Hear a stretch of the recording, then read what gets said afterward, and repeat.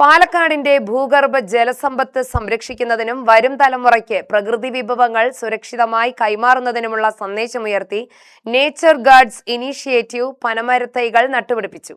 കൊടുമ്പ് ഗ്രാമപഞ്ചായത്തുമായി സഹകരിച്ച് മലമ്പുഴ കനാൽ പച്ചത്തുരുത്തിലാണ് പനമരത്തൈകൾ നട്ടുപിടിപ്പിച്ചത്.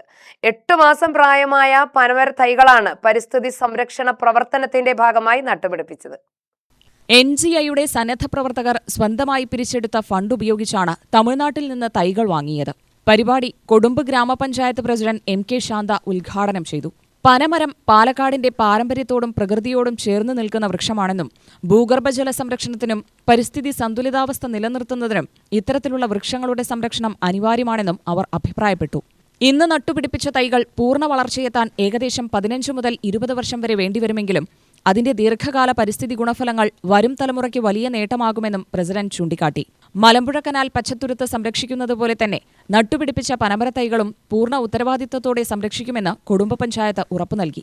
പരിസ്ഥിതി സംരക്ഷണ പ്രവർത്തനങ്ങളിൽ നൽകിയ സഹകരണത്തിന് പഞ്ചായത്തിന് NGIയുടെ സ്നേഹാദരവും ചടങ്ങിൽ സമർപ്പിച്ചു. NGI പ്രസിഡന്റ് മോൻസി ജോൺ അധ്യക്ഷനായി.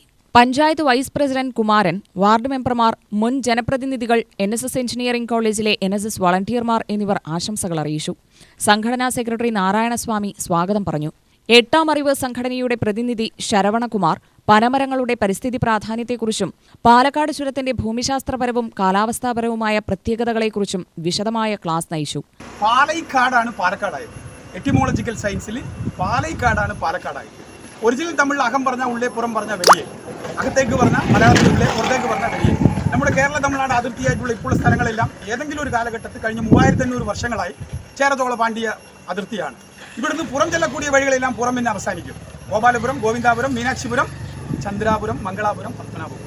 എറ്റിമോളജിക്കൽ സയൻസ്, ഇത് ലോക സയൻസാണ്. ആ അടിസ്ഥാനത്തിൽ കരിമ്പന എന്ന് പറഞ്ഞാൽ ഈ ആബ് ഡെസേർട്ടായ പാലക്കാടിൻ്റെ തനതായ മണ്ണാണ്. ഈ മണ്ണിൻ്റെ മരമാണ്.